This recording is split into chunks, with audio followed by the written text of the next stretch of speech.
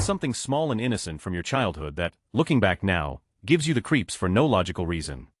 Story 1. Seeing my dad's girlfriend with 2 black eyes, and her telling me that she stepped on 2 rakes. It seemed reasonable to a 7-year-old. I guess that gives me the creeps for a very logical reason. Both that he hit her and that she lied. My father was a very troubled and fractured man. The world does not miss him. Story 2. My little sister really idolized male family members. Our grandfather, she adored him, obsessed with him. An uncle, she became obsessed with him, always asking about him, wanted to be his favorite. At the time everyone thought it was adorable. Looking back, our father wasn't great, and he was often absolutely terrible to be little sister. He was angry, violent, emotionally volatile. Looking back, my sister was clearly desperately seeking a father figure from other male members of the family. She wanted a dad, because our own was failing her. Story 3. The basement or attic. Even if nothing bad ever happened there, they always felt like places you shouldn't be alone, that still silence or strange acoustics made them feel off. Story 4. Grew up in Florida in 80s 90s. Not many houses around. One morning, on the edge of our property by a woods lot, I 8 years and my sister 5 years, found a pile of women's running clothes, neatly folded and stacked, sneakers, socks, shorts, shirt, underwear, bra and radio headphones still on. We told our mom, who called the police. He came out, bagged the clothes, and left. We never heard anything back and there weren't any reports of missing women in the area. Looking back, it's really creepy. Story 5. When I was around 6 or 7, I used to make a lot of noise in the house, running around, laughing, yelling, just being loud like most kids are. My parents never really minded before. At most, they just tell me to take it outside or calm down a bit. But it was never a big deal. Then, all of a sudden, my mom's tone changed. She started warning me in this odd, almost serious way: if you keep being loud like that, the hyenas will come and steal your voice. At the time, I just assumed she meant I could lose my voice from yelling too much, like straining my throat or vocal cords. That made sense to me as a kid, and I didn't think much more of it. But about a year ago, I was catching up with a childhood friend from the same neighborhood. We were reminiscing, and he mentioned something that made my stomach drop: how there had been a string of child abductions around that time. Kids were being taken at night, and to this day, the people responsible were never caught.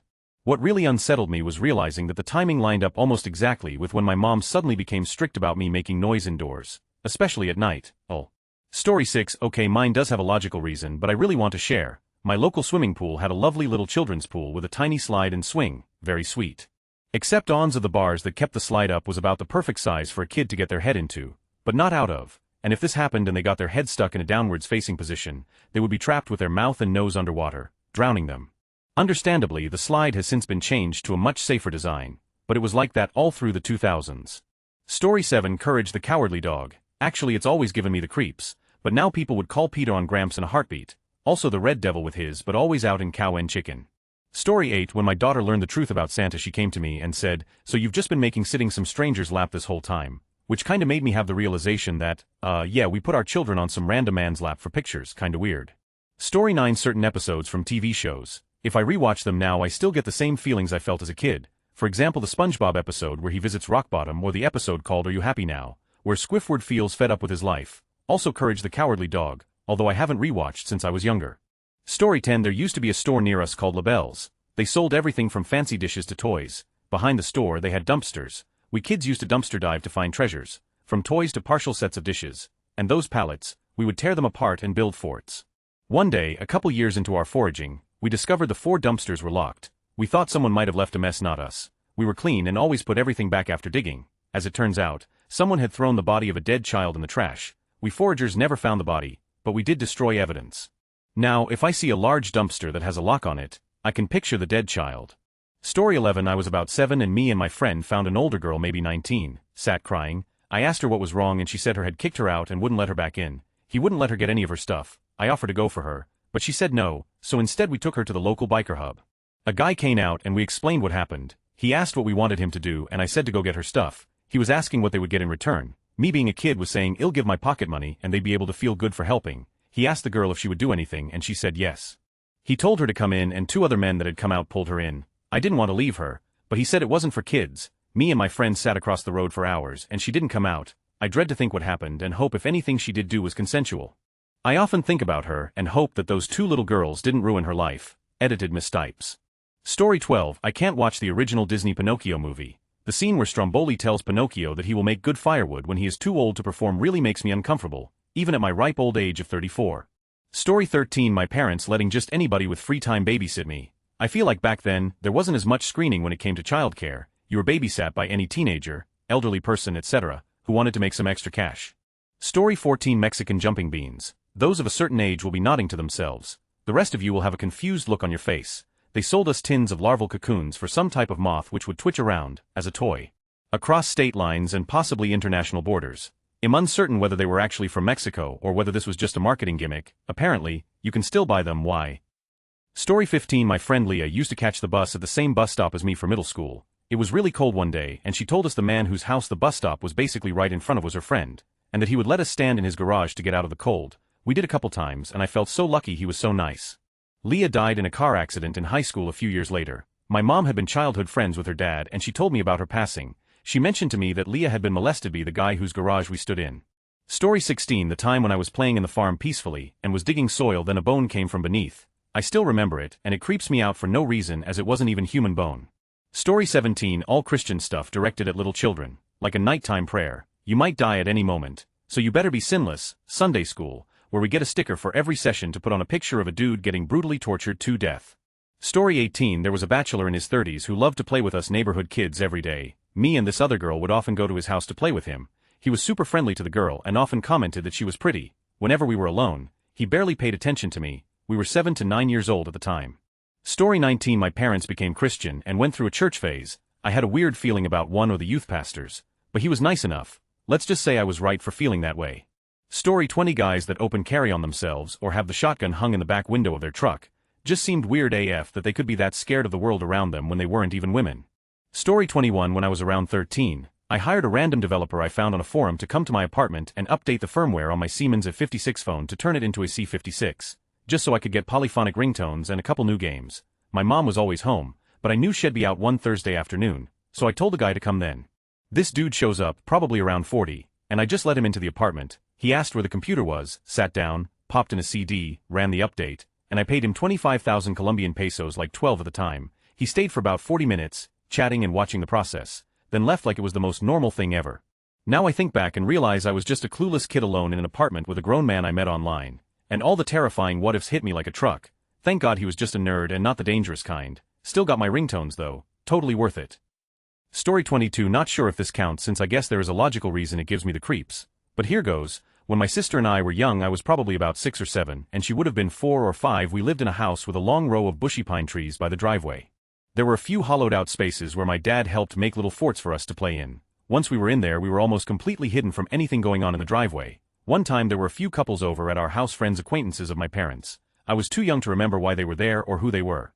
My sister and I were in our fort and one of the men followed us in to check it out. I distinctly remember him saying, "Wow, it's so private in here you could pull your pants down and no one would see." I didn't think much of it at the time and nothing happened. But obviously I remembered it even at that age, and I've always looked back on it in my adult life as being really disturbing. Why was a grown adult making comments to 2 very young girls about pulling their pants down when no one else see? I've actually told my parents about this recently, and since I can't remember who the man was, he wasn't someone who remained in our life. They've never been able to figure out who it was. Maybe he didn't have any ill intentions. It's just something I'll always remember. Story 23. My mum's friend's husband calling me beautiful princess even when I was 22. It creeps me out now when he comes over. "Hello beautiful princess, how are you doing today?" It's sweet as a kid, but now I'm an adult, it's weird. Story 24. Edit. Just saw the no logical reason part. It's early and I'm tired. 7th or 8th grade. Our class was raising money for a class trip. We were having a car wash in the church parking lot. A friend and I were holding up signs at the far end of the parking lot and a guy stopped to ask about it. The lot was large but flat, and you can see multiple entrances from where we were standing. He asked for me to get in the car and show him where to go. I just kinda gave him a weird look and said, it's right there." He pulled away and didn't get a wash. I just thought it was odd, but whatever. It wasn't until a good 10 years later when it came to mind that he probably had a more sinister intention. Story 25. My mom called my dad my life. My dad called my mom kid. They were 18 years apart, 37 and 19. As a man that is older than that now, putting myself in my father's shoes makes me feel really gross. Story 26. I was raised by Southern evangelical parents, and as a child I was terrified of the second coming of Jesus. Because of, the whole rapture thing and those Kirk Cameron Left Behind movies. Looking back, that's probably where my anxiety started. Anyway, I'm agnostic now. Story 27. ID. Figure out the length width of rooms and common paths. ID. Count how many steps and the time it took people to cross certain rooms walkways. ID. Calculate how long their average stride would be, then figure out approximately how long it'd take them to walk a mile. Sometimes ID. Run it in kilometers for fun. An even amount of steps were preferred. Even weirder, ID. Count in sets of 3s and 4s, and I felt better when numbers were divisible by 12. This was invisible to others and no one ever knew I did this. It's kind of creepy to me having to explain some things I did as a child. Story 28. This is going to be terribly specific. Back in the early 90s, back when they used to actually play Bugs Bunny cartoons, there was one episode that made me lose my absolute. And I know it exists because Eve's seen it more than once as a kid, but it's really hard to describe. Basically from the parts one remember, there was Bugs and Daffy. I have no clue how it began, but at some point they feel funny and change the animation. One scene I remember vividly was an up-close shot of Daffy with a very flat face, but they edited a human mouth with lips onto his beak, and there was a whole 5-second scene where he's speaking like this.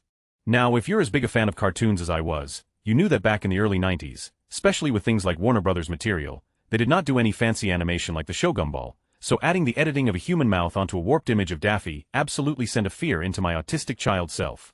On a similar note, the commercial for the WarioWare game that hypnotized you with a swirly background and Wario's head talking to you in the middle, that would make me cover my ears as tight as possible while closing my eyes with a pain in my chest, I did not like that at all. Story 29 My mom making me check if my dad was still breathing when he was asleep. I hadn't realized at the time it's because he was drinking so much she wanted me to make sure he was still alive. Thank God he's sober now. Story 30 This is an interesting question, I have an answer for it, but I have to set the stage first. Several years ago I was in the grocery in the cereal aisle, and I saw a box with a cartoon mascot of a drum major. Something about the picture just hit me hard, to the point that I just stared at it in shock.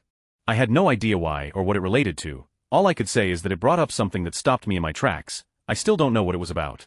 Story 31 The grown male camp counselor who got my AIM screen name when I was 9 years old then messaged me constantly. It wasn't until he asked to meet up that I brought it up to my mom.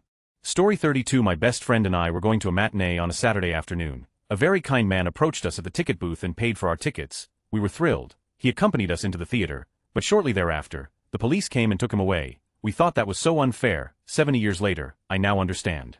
Story 33 Men used to tell me that I looked older than my age. When I was 16 they said I looked 21. Used to think it was innocuous. A compliment even. I looked my age. Y'all just wanted a children. I wish I could have reported every grown man who hit on me as an adolescent teen. Story 34 I remember in 5th grade I was playing in the front yard and a car of guys drove by honking and my mom made me come inside. I thought they were just happy. No, they were pervs. Story 35 I had 2 imaginary friends Binky and Powie, but they were my hands. Like each hand had a name and a personality that was fully fleshed out. My mom said I once slapped myself across the face and cried to her that Binky hit me. Still not sure if my hands were possessed or I was just that committed to the bit. Story 36 My older brother giving me piggybacks home from school, but I had to sit on his neck, not back, and head tickle the inside of my thighs. He did worse things, but this was something I liked in the moment. That didn't feel wrong then. Only later when I was able to add everything up with a fully developed brain did it click what was happening. Story 37 Our grade 6 teacher made us learn and sing to the heart song All I Wanna Do Is Make Love to You. It's about a one-night stand and then having a love child. Primary school probably wasn't the ideal place to sing that song. Story 38 Having team sleepovers with my female 7 to 10 years old soccer and t-ball teams, at the home of my 30 to 40 years old male coach who did not have any children, and lived with his mother. Nothing happened to anyone that I know of, but it just seems creepy in the rear view. Story 39 My dad telling me I come from good breeding. I grew up in an evangelical cult, the type full of quiverful families. As a feminine-presenting human, it was pushed down my throat that my only purpose in life was to get married and birth as many kids as my husband wanted while submitting to him fully and having no independence. Prior to marriage, our fathers were supposed to be modeling what a good husband looks like all throughout our upbringing, so yeah, there were lots of things said to me regularly that I didn't realize were creepy AF until I got older and eventually escaped. Story 40 I have this weird memory of a tiny wooden symmetrical stepladder with 3 rungs on either side. I can't remember where it was, but it makes me feel something I have not felt anywhere else. No idea when or where all the other information is gone, but the stepladder remains. When I see a small wooden stepladder I remember it. Story 41 Okay, I'm breaking the prompt because this is a logical reason, but finding out one of my regular subs in 6th grade friend of the normal teacher was a known child offender who gave us a different name so we couldn't look him up on the internet in the computer lab. Learned the truth like a decade later. Nothing happened as far as I'm aware, but holy. Story 42 I loved my summer horse camp as a kid. When you got to be HS aged you could spend the week training to be an assistant counselor and then attend a week for free. I did this. The week I came for free they wanted counselors to help bale hay in the fields. It was 90 degrees. I was 53 and back then was 110 pounds soaking wet. Oh how the tides have turned. I did it one day and it was awful. I had blisters on hands, could barely lift my arms to my ears, and threw up from exhaustion after. The next day they asked for volunteers again and I didn't. I got in trouble and very nearly missed being thrown out of camp. I just thought it was part of the process and for some reason loved it as a kid. They also had no showers and we had to bathe in a pond in the back of the property. They cooked all meals in their kitchen, probably no safety standards. Looking back I am a little horrified and Def wouldn't allow my kids to go. Story 43 Seeing the child stars from Nickelodeon and Disney, or any famous child star actor for that matter, and to see how their lives have changed as adults. They either have taken a bad turn or they managed to survive the unfortunately bad manager parents and Hollywood machine. I wish I could warn their younger selves. Most were so talented to give us great shows and movies, but they made it at a cost to their life and sanity. Story 44. My friends and I, when in elementary school, would go exploring in the storm drains that led to the river. Just thinking about all the ways that could have ended badly makes me nervous even now. Story 45. When I was probably about 12-13 and AIM was huge, my friend gave me her cousin's online boyfriend's screen name for whatever reason. I started talking to him and he was really nice and funny, and over months our conversations progressed from like basic getting to know yous to deeper.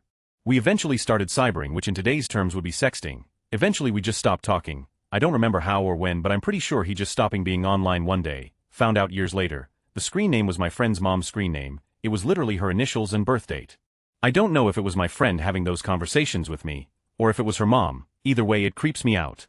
Story 46. I was petrified of The Exorcist. When I was little I walked into the room when my mom was watching it, right at the point when she turns her head etc., and I thought that she and Satan were out to get me. And because I saw it on TV in my mom's room, I thought Reagan was inside of my mom's room in random corners.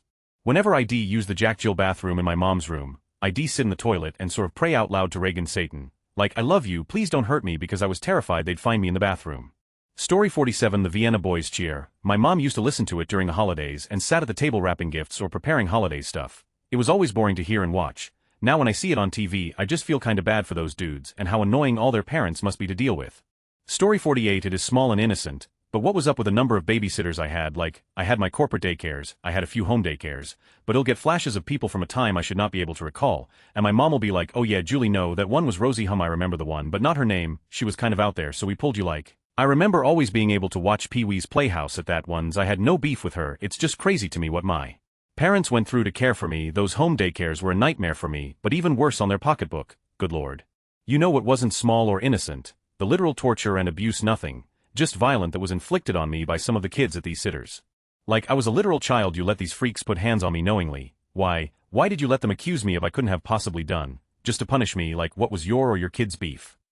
Story 49. When I was about 12, my mom casually shared with me that a former neighbor of ours had been raped by an intruder who broke into their house while her husband was at work. We had moved away from that neighborhood by then, but it still scared me to think about it, and made me very sad for the neighbor. She was a nice lady who always seemed a little fragile. Even to me as a kid, I'd been 7 or 8 when I knew her, and in retrospect I wondered if that experience was why. Story 50. The sound of wind chimes. As a kid, it was just a pleasant tinkling noise. Now instant horror movie soundtrack vibes. My brain just associates it with something ominous about to happen. Even on a sunny day, it's so irrational, but I can't shake it. Story 51. My neighbor was a mean old lady. My brother and I and some other neighborhood kids played outside a lot as kids, doing things like making dirt potions with water and grass and weeds, using tennis rackets to hit crab apples up into the air as high as we could without exploding them, playing tag, basketball, etc. etc. Every single day that we were outside, she'd be peering out of a little window that faced our backyard. She was always watching. Sometimes if we got too close to her yard, she'd knock on the window or yell at us. One time she opened the window and screamed at us to keep your pine cones from falling in my yard, because our pine tree was close to her property line, and sometimes 1 or 2 fell into her yard naturally. We didn't put them there. She put up no trespassing signs all along her property line at one point. Mind you, we never went into her yard. We were mindful of her. We never vandalized her property or stole anything. We were 10-year-olds doing normal kid stuff in our own backyard. One day while we're out playing, my brother and I hear a weird sound like a loud bump. We look around thinking it was an animal or something. Couldn't find anything. A little while after the sound, we realized the neighbor lady wasn't in the window. We shrug it off and just try to enjoy not being watched for once. That night an ambulance shows up to the old lattice house and carries her out on a stretcher. We find out from her daughter that she fell from the stool she stood on to look out the window watching us and broke her arm. We were shocked because it dawned on us that the sound we heard was her falling. We actually felt pretty bad because she had clearly been in distress for a long time before the ambulance came. She was in the hospital for a few days before coming back home. Once she was home, she was right back on her stool watching us. She died about 2 years later. She never did anything except watch us, which we thought was kind of funny as kids, if annoying, but now I'm creeped out remembering it. Story 52. I can't remember now, but it was either sweet dreams or sleep tight. As a little kid, I wouldn't let my family say that because I thought it was bad juju. Story 53. When I was like 12, I was hanging out on a swing in my backyard. At like 10 p.m., my older brother's room had its own bathroom, with a window facing the yard. The window was partly covered by a curtain, but I remember I could still see into the bathroom that night, especially when the light was on, because it was dark in the backyard. Well, my brother's friend went in there too, and I just watched him. Why I did it, I'd never done anything like that before. I couldn't see anything inappropriate. He was standing, and the window only went down to like his chest, at most. It's just creepy to think he had no idea someone was watching him. He didn't even know I was in the backyard. I know I invaded his privacy that day. I'm sorry, I was young and naive, and didn't truly understand boundaries. Story 54. Messenger. My sister made me go on the chat rooms when I was 10 saying it was going to be fun, and all I have to do is talk to people pretending that I'm 14. I never understood why she made an account for me or anything like that. She's never given an explanation for that. It was so gross to see people ask me to cyber with them, even though they thought I was 14. One person asked me what my cup size was to the music to Unsolved Mysteries. Story 55. The amount of compliments I got from older men, yeah, they seemed nice at the time, they made me feel grown up, but now, creepy as, what kind of grown man tells a 12-year-old in Winnie the Pooh coveralls that she has nice legs? Also, the amount of family and friends my mother told me I wasn't to be alone with is astounding. Like, if they're creepy enough to warn your kids about, how in the do they keep getting invited to family events? Story 56. My mom's friend and husband were in town at a hotel and invited us to the pool to catch up. I was like 4, my mom and her friend ran to the bathroom and I was left with only the husband in the hot tub. I remember getting a really icky feeling. Who knows what would have happened if they weren't just going to the bathroom. At the time I just remember him making me feel uncomfortable, but in retrospect it's creepy, and my mom should have never left me with some middle-aged dude in a hot tub. Story 57. Even as an adult, the old Navy mannequins that had real faces and the bizarre commercials still low-key creep me out. So much so that as a teen I wouldn't go in to look if that store had them at the entrance instead of normal mannequins. But that's pretty logical. It's the uncanny valley with like 20 of those IRL. Story 58. Sitting in kindergarten to watch the Challenger blast off and become red mist with chunks of ship. Teacher just let us sit there and watch the entire thing from launch to an hour after the explosion as if was watching Sesame Street or reading Rainbow. Story 59. There used to be a gum brand that pretended to be a pouch of chewing tobacco. And of course, candy cigarettes were a thing around that same time. Practice for adulthood, like all toys. Story 61. Time when I was a toddler I had a milkshake possibly for the first time. And I sipped it and said to my dad it tastes just like the good old days. It was probably just a silly phrase I had heard somewhere, but my dad swears it seemed like I was remembering drinking a milkshake in an old-timey malt shop or something and that I seemed nostalgic. I think I creeped him out. Story 61. I had a friend who was maybe 3 years older than me. We were both minors, less than 12 years old, who convinced me to let her take naked pictures of me. At the time I didn't think anything of it. My mind was too innocent. Now that I'm a 31-year-old adult, what to think of it? I think maybe she was being abused and thought doing that was normal. But I hope she's okay, wherever she is.